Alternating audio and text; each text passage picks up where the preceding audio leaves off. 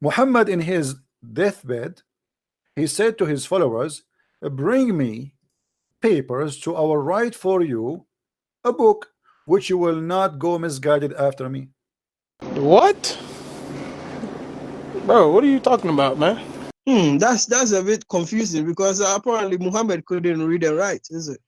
I don't So how believe in can that. he I don't believe copy? in that. This is the story about he cannot read and write. I believe this is a joke. This is not true. And in front of us, Muhammad, he have no idea what's happening. He have to find an answer, and what he do, he is copying from the Christians. If the Christians, if you keep saying to the people that the Christians are the worst creature, the Christians, they lost the covenant with God, the Christians, etc., blah blah blah, and then we find that everything Muhammad he have, which is not in the Quran, he got it and he copied from the Christian books. And Abu Bakr was the one that narrated that.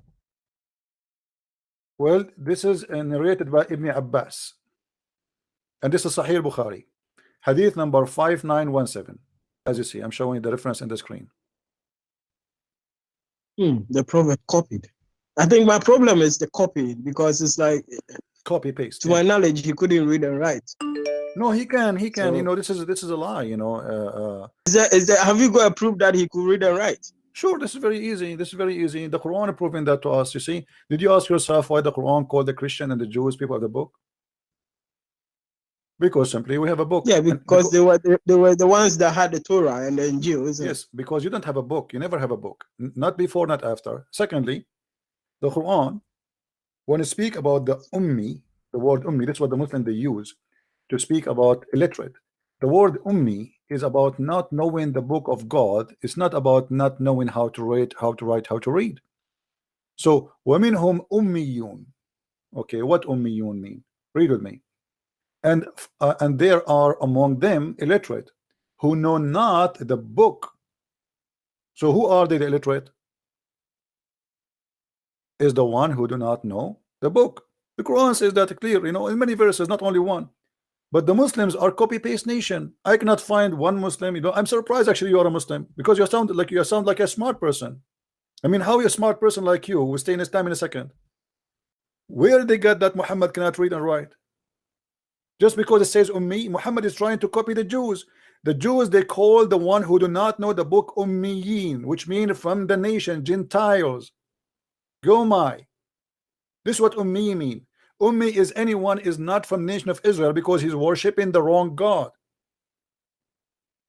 So Muhammad here is copying the Jews, saying that he is from the Ummiyin, who are not from the Jews, who are not from the people of the scriptures.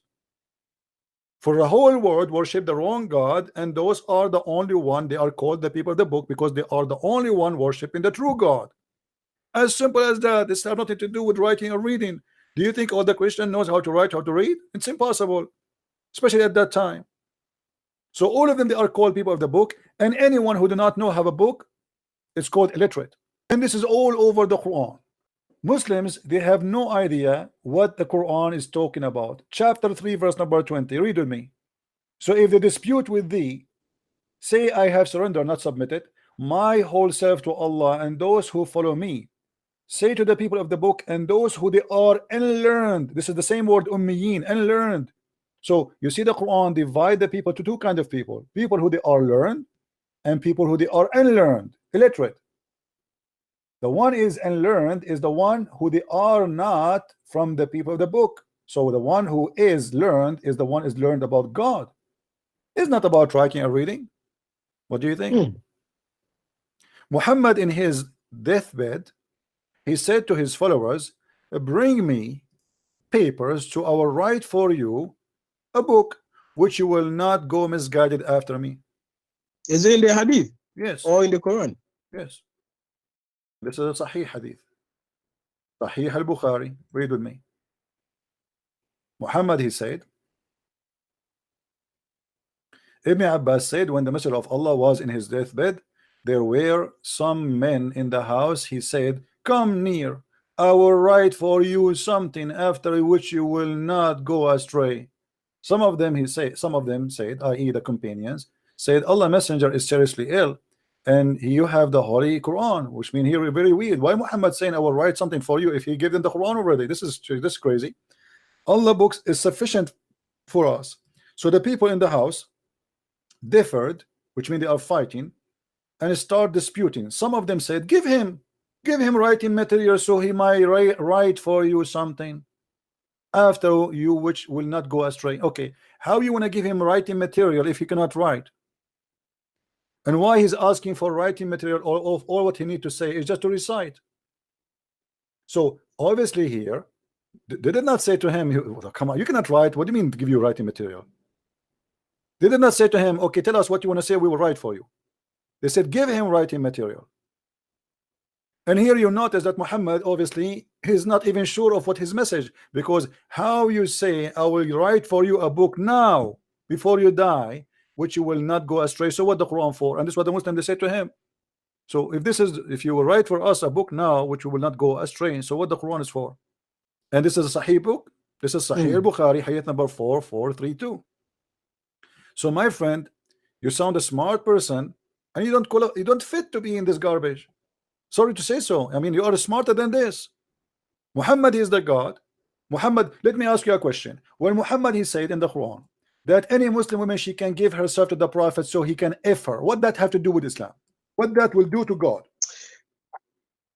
Yeah, I think that part also, I think maybe someone actually kind of maybe cooked up that story, because you see, a prophet of God can never stand in the public or maybe anything and say such things like that. Like, no, my friend, here there are certain things in the hadith I find it this is not difficult to hadith, believe. this is Quran. This is Quran.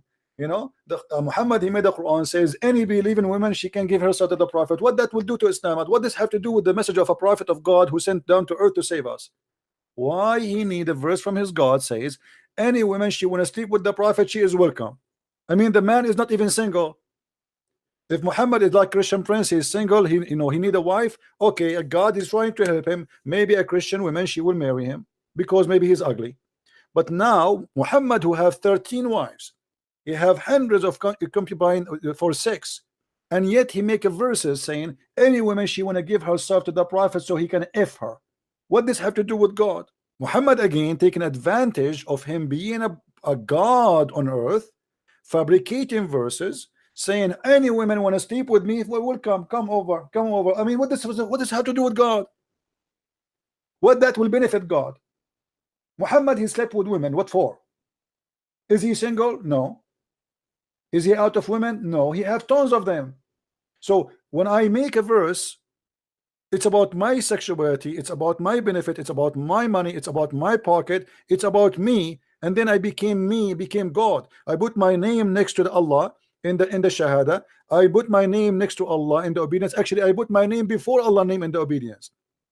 And then I put my name next to Allah in the if knowing. You see, if somebody right now call me and I say to him, what do you know about this? And then he said to me, Christian Prince and Jesus knows best. I mean, that is a big insulting to me and insult to my Lord, because why you compare me, my knowledge, to the knowledge of God? This is an insult. I should reject right that away. I would say to him, shut up, don't say that. I'm no one. What do you mean? What do you mean you and Jesus know better? You don't say that. So when Muhammad he says, when Muhammad always he talk, and the Muslims they say to him, Allah and his messengers knows best. Why Muhammad did not reject such a teaching, saying to them, shame on you, don't say that? What do you mean Allah and apostle knows best? You associate the knowledge of God with the knowledge of a man? Muhammad actually he like it. Each time he says, do you know where? Do you know how? The Muslim they say Allah and his apostle knows best, and Muhammad never complain. So why you want to stay in this cult? Just say, I am out of this cult, Christian Prince. I'm out. Thank you God. Thank you God. I am really happy that I spoke to you today. You sound a very smart, intelligent man, and we are very happy for you that you accepted to leave the cult of Islam. This is the first step for freedom from the devil.